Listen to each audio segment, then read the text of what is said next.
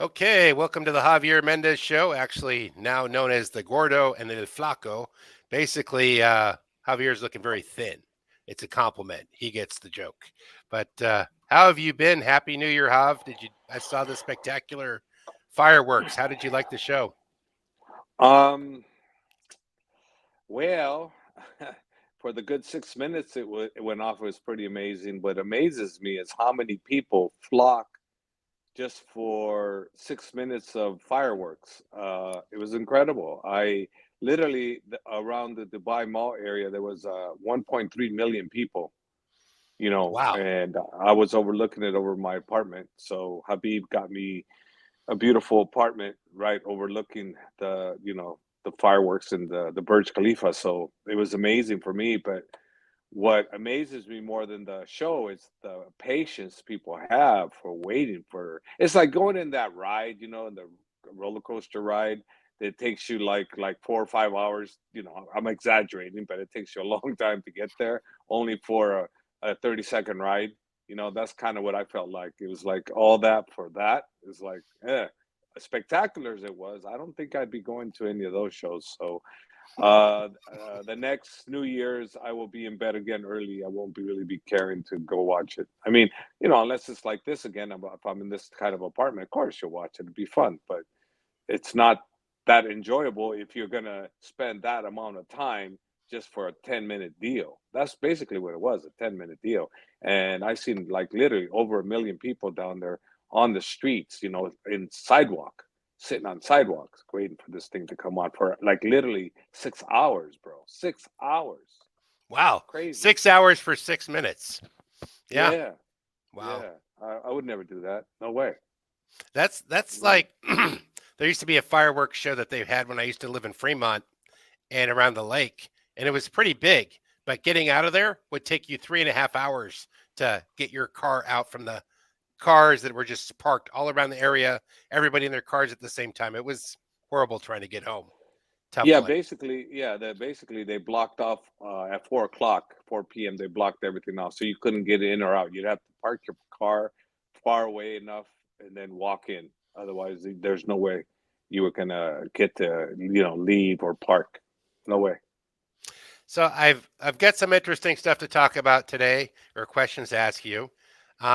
I'll start with the first one. Have you heard about Tony Ferguson going to train with Habib? No. When was Yeah, that? there's two news stories about it. Maybe not Habib just No. yet. I mean, if Habib's there with you, then that's not true. But there's two MMA people or two or three news people said he went to Dagestan to train with Habib. Whew, come on. I I'm don't not know. making it up. It's certainly an entertaining subject. Of course, but knowing Habib would probably tell him, brother, you're too old. Why you do this to yourself? But I could be wrong. I could be. I don't know.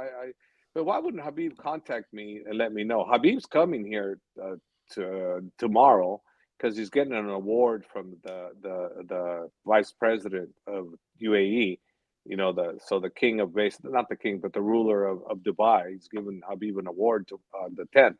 So Mhm. he'll be here, with Umar and all those guys. So I'll know, but I don't know. That's a real wow. If it is, wow. I mean, if another big one is, if it is true, I mean, Tony would benefit for sure. For sure, he would benefit.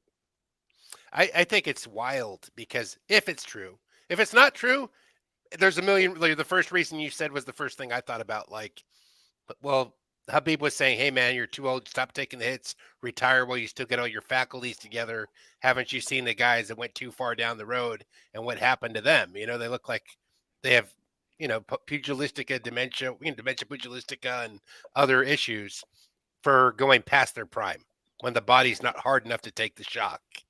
You Well, know, I mean, Habib, even his own big brother, Shamil, who was back then the president of Ego FC, he let him fight. I think he was 38, 39, and he right? fought too. So it's not out of the question that he doesn't endorse those guys fighting. I mean, not endorse, but help them because he helped Shamil, but it's just not something he would want them to do. So let's clarify on that. he wouldn't want it to fight past their prime. That was Shamil's last fight too, right? Before he just said, "I'm going to hang up the gloves. I just want to get this last one out there." Right? Yeah. I remember that But he one. was but he was fighting till he was late 30s, 37, 38. I want to say he was 30. I don't know what he was, to be honest with you, but he was in the older stages. But he had to fight, and Habib said, "Okay, brother, I understand." Now I saw videos of you with the guys, and that's recently with Umar and Usman and Habib. Were they all training with you? They came out and just did some training just because they're in the area at the time, like a week ago No, or so. yeah, they came. They came. Habib came for business, and Umar and Usman and Abu Bakr came, and because we're still getting Umar ready for a fight, so of course they come to train with me, and then we worked out at Knots, and we still. I mean, as of yet, I still don't know if he's fighting. He might be fighting now, Umar. I'm not sure. I still don't know yet, though. Do you know? I mean, you seem to know I about can Tony I Ferguson, have all the so matching. Hey, even Tony Ferguson might not know he's training in Dagestan if that story's wrong. yeah. But let's say we find out that it's true. That we'll talk about. Well, okay, everyone's like, well, David Goggins, Habib. You just the mindset. It's kind of I, funny. I didn't see the fight, but did David Goggins make an improvement on Tony? Was Tony, he was ready, right? He was in better He was shape, right? ready. He was in better shape. But what I saw was an older guy versus a younger guy. It's kind of like when I look to you as you're a world champion. You've been a world champion, and I see you move around with the gloves, and you're like, you probably thinking in your mind, Len, that's only 1/8 of a mile an hour compared to the speed I used to go. Like you Yeah, have no idea. And I yeah, the asked you like, balance and everything. Yeah, and I asked you, hey, could you spar, Jav? You look really athletic. You're like, Len, nah, I feel like I can, but when I do it, it doesn't add up. And that's kind of what I was thinking about. Like you're trying to will the body to fire, the muscles to fire, and they're not showing up for you. You throw the punch and it gets there a second later or half a second, yeah. you know? I mean, for a competitive nature, Right. yeah. But like if we're talking me competing with a world class guy, that's ridiculous. But if you're talking about the average Average Joe. person that trains, no, the person that trains, they're easy for me, but not the high level guys. The high level guys will tear you apart. Right. But lower level amateurs and whatnot, they're not going to be too difficult for me. Still to this at this stage in my life, they still wouldn't be very difficult for me. Only the really high level guys, or even beginning decent good pros. I couldn't deal with those guys. No way. That brings me to another question, just what we're just talking about. When you at the beginning of the UFC, did you consider it based on after watching the first one or two of them, looking at the guys going, oh, I mean, on all the stand-up guys, you being where you were in stand-up, I think you could have cleaned house at that level.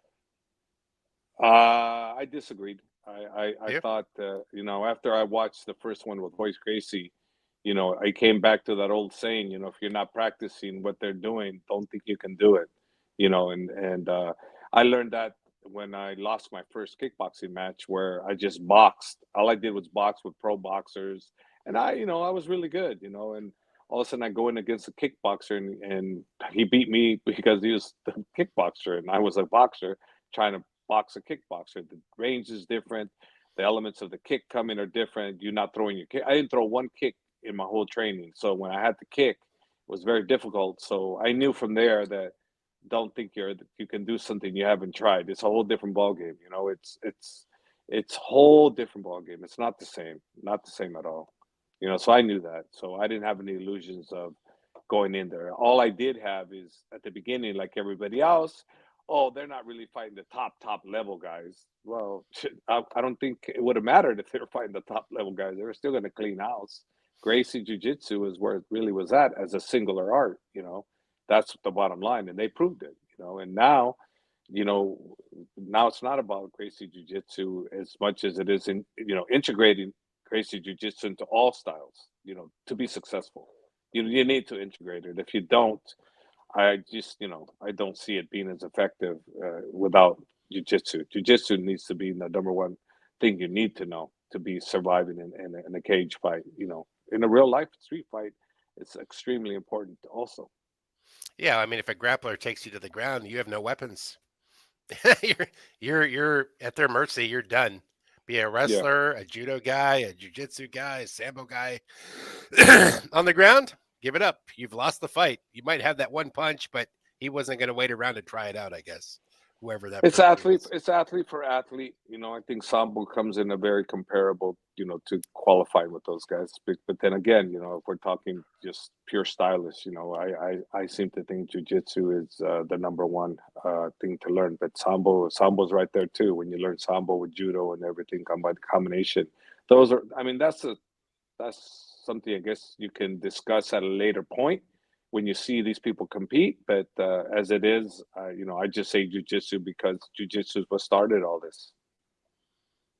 You know, I just was thinking like everything is everything did start with that, but now that's not the thing. And we watched the Dan Severn come in and challenge it. He was such a big beast of a wrestler, but once they get their gi around him, without a gi, I don't think they would have had as much luck with him in the beginning of the UFCs.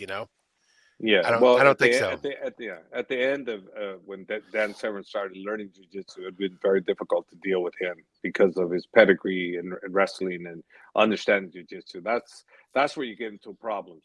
When a wrestler doesn't want to play jujitsu with you and he knows what you're trying to do, it's real hard for a jiu-jitsu guy to hold on to a wrestler that doesn't want to be held. And I'll use a case in point.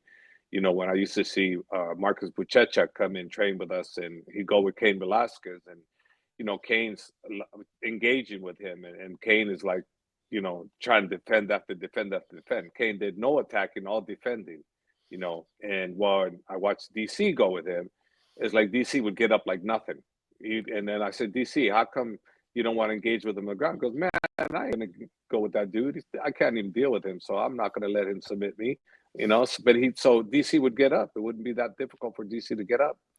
So that's where you get a good wrestler that understands. It's kind of tough to maintain, but everybody knows that. It's not a secret. We got two crazy fights to talk about. Not happening right away, but did you hear about Connor wanting to fight at 185 against Chandler? Like he's been waiting him out for a year and a half.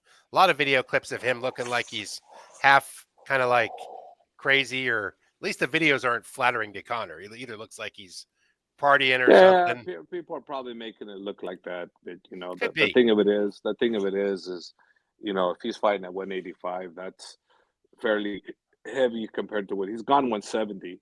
What was it, 175 with Nate Diaz or I think it 170? was 170. Okay, yeah, if he was 170 with Nate Diaz, so 15 pounds heavier, it's not going to be that crazy, to be honest with you. Because Connor and Chandler, they're almost the same size, if not.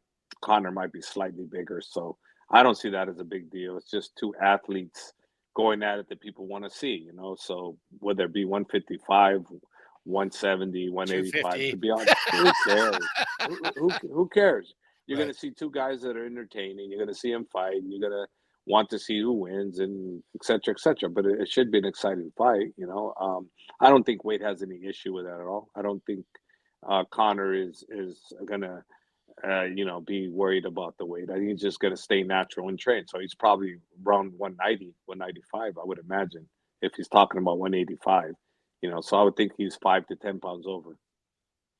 That's I think it was one of the I think Anik or somebody said say it makes no difference to the division, but that's not the point of the fight. It's just the name. You're fighting the name and the history and the show. You're the Yeah, Connor that's it. show. That's what you're there That's it. for. That's it. That's it. The Connor show. That's it. You're there for the needle moving, and that's it, right? The other one was Francis Ngannou, Anthony Joshua. Did you see that? Yeah, I saw that. And that's a great move on Ngannou. Great move. Um, I mean, hey, let's see. I didn't see the Fury versus Ngannou fight, but most people thought that the ones I talked to, anyways, they thought Fury won, but it was a close fight.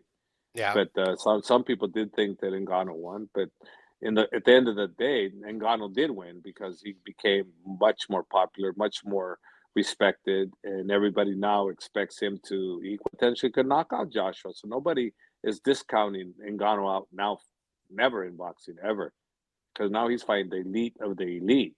and he knocked down the elite guy, and now he's going after the next guy. So what are you going to say? I mean, there's Usyk, right? But then there isn't Fury fighting him. I So think Fury's so fighting him. So yeah. Yeah. yeah, so then that only leaves really Joshua, that's really regarded as a top guy. So Ngannou fighting these guys, it shows what a huge, threat he is, and people will take him serious, and people are going to watch the fights, and I think it's great. Yeah. I'm just waiting for Jake Paul to call him out. I'm kidding. Well, That would be funny. No, we know that's not going to happen. Um, Anything else going on over there? I saw you hanging out with some of like the world's best cricket players, and you've met some really interesting people from other sports. I understand cricket is even.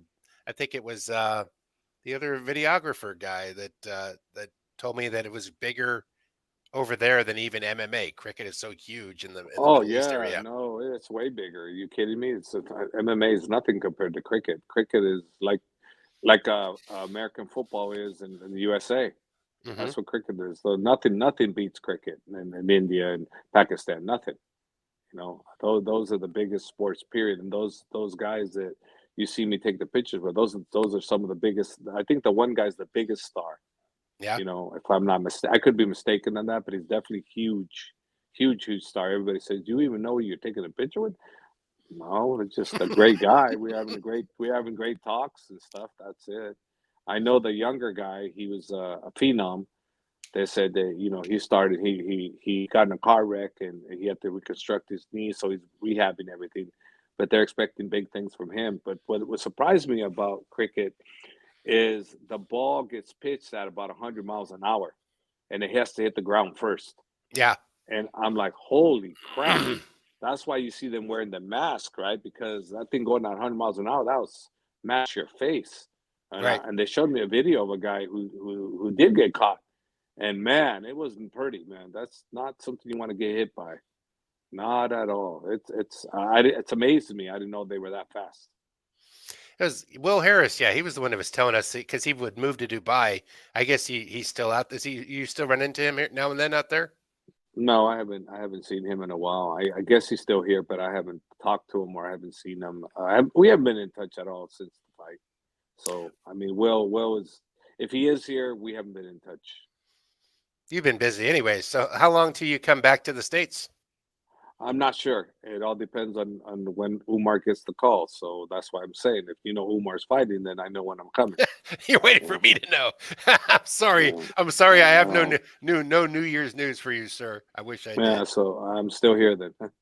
You look good, man. You look like you've dropped a ton. How much? The 30 pounds. Congratulations, Hav. I I'm need sure to everybody drop watching another, this. another drop another 15, but I still got a ways to go. That's awesome, man. I'm happy to see that going for you. Anything else new that's going on? You're just No, just in touch with yeah, your AKA. I seen your son taking over some of your duties. I see Coach Kane. Just watching the family grow while yeah. you're That made me my son speaking. He never spoke. First of all, I didn't want him to speak till I felt he wanted to, and Kane wanted him to speak. I go, no, I don't want him to speak yet. I want him to earn the right to be able to lead the guys. And so, Kane started asking him. He goes, "No, dude, he needs to talk." So I'm like, "No." So little by little, I said, Kane's right. If he's training the top pros, he should be able to talk to. So, but when I'm there, I ask him, "Do you have anything to say?" He never said nothing. And then Nick, our Nick Glaber, our guy, he sends me the video, and lo to my surprise, here's my son talking. And what made me very proud is he made sense. Everything he said was actually really well said. So I knew he was smart, but watching him say what he said really impressed me, and I couldn't be more prouder of him and Kane, for doing what they're doing, keeping the team morale and the team spirit, and them along with Ron Kessler, doing a great job with the guys. It's a great thing to see. Yeah, it is nice to see your son growing up. He looks like he's matured and he's growing into the part. And to see Kane there, it's like that's a beautiful thing. I mean, understanding the business to have that, you know how lucky you are. Most fighters, they're done. See you later. I'm on the road. I'm gonna go sell cars. Something. I'm done with my Yeah, career. But having Kane yeah. there, that's tremendous. No, it's tremendous. I mean, you couldn't ask for anything better than having Kane there. But it's the circumstances that put him there too. Had he not been in this water he got involved in, he who knows where he'd be, because he's so famous that I'm sure once everything's cleared up for him, I will yet to see how much time he can devote to what he's doing now. Let's see.